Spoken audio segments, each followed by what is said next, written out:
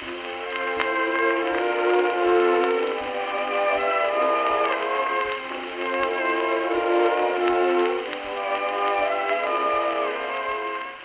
and welcome to Woodlawn.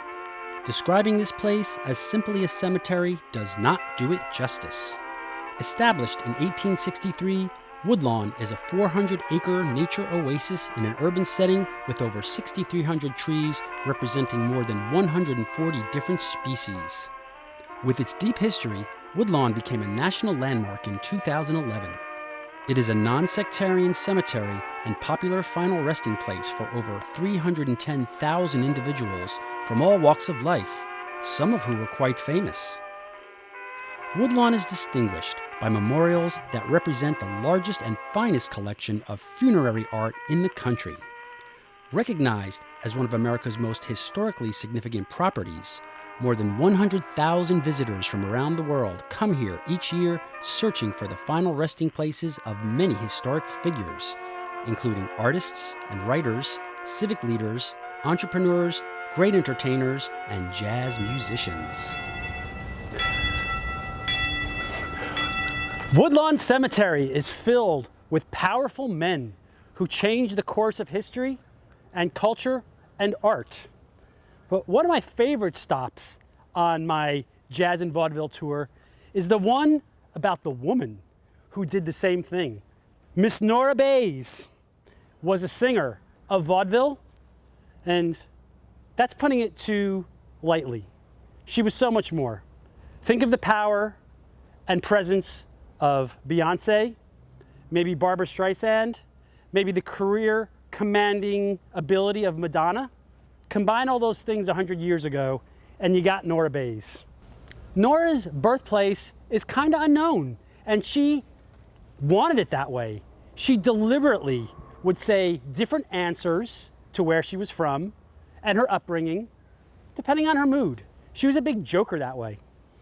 But the thing about Nora is, I think about how hard some people have to work on their career paths to get where they want to go. But Nora seemed to glide right in. Nora seemed to have an ascent that was seamless. First, she hit it big when she sang a song about Würzburger beer. And she became the Würzburger girl with the song Down Where the Würzburger Flows. Her career kept on moving along, and she married Jack Norworth, who became a big vaudeville partner for her, and together they wrote the song Shine on Harvest Moon, which is maybe a song you still know. They divorced. That was Nora's second husband. Altogether, Nora had 5 husbands and a lot of men that she openly talked about in between. In one instance, that was very well documented, she actually set up her husband to come and catch her. And when they went to court, they're like, "You're accused of cheating on your husband. What do you say?" She's like, "Yep, I did it. He should divorce me." She's known for negotiating her own contracts and doing so with an iron fist. If you didn't like her terms, she was walking. A famous run-in with Florence Ziegfeld. There was a big court case, lots of publicity. Florence said, "I'll never hire you again." She said, "I don't care." The court case ended with no decision. And then what they did is they said, "Okay, let's hire you again. We had so much publicity, let's keep it going."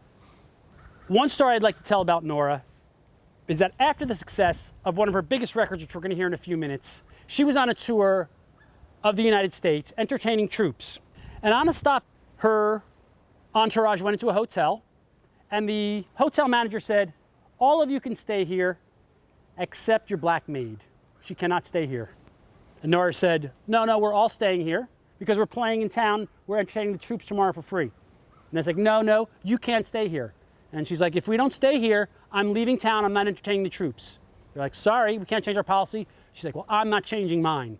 And she literally left town and didn't play. And the newspaper the next day said something along the lines of, "Does Nora care more for her black maid than she does for the well-being of the troops?" And she actually retorted in the paper, "Does the South care more for its outdated traditions than it does for the well-being of the troops?" So she wasn't taking it. She really was in control, and she actually was a big philanthropist also.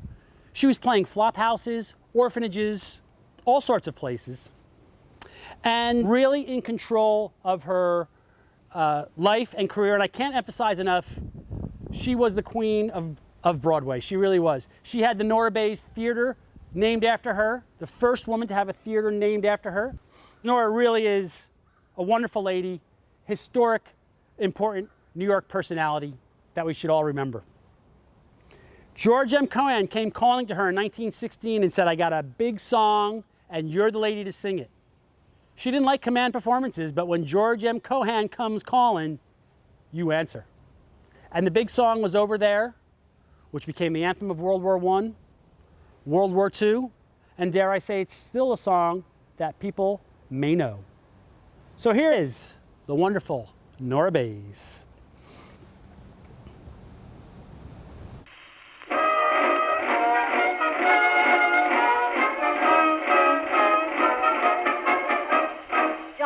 Get your gun, get your gun, get your gun.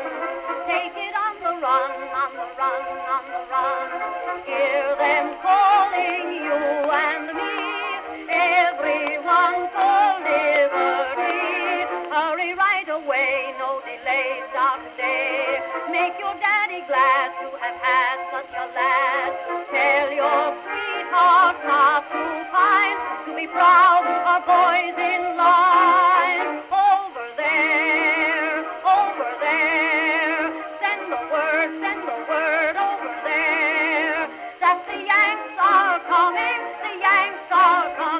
the drum coming everywhere. So prepare, say a prayer, send the word to beware. We'll be over, we're coming over, and we won't come back till it's over there. Johnny, get your gun, get your gun, get your gun. Johnny, show the Hun you're a son of the gun. Hoist the flag and let her fly. Yankee doodle do or die. Pack your little kit, show your grit, do your bit. Yankees to the ranks, from the towns and the tanks. Make your mother proud of you, and the old red, white, and blue. Over there, send the word over there, that the Sammies are coming,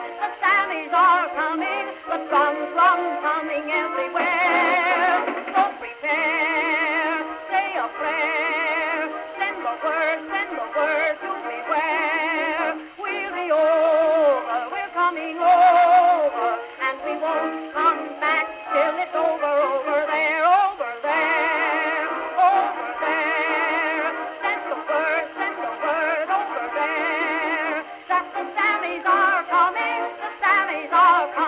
the drum coming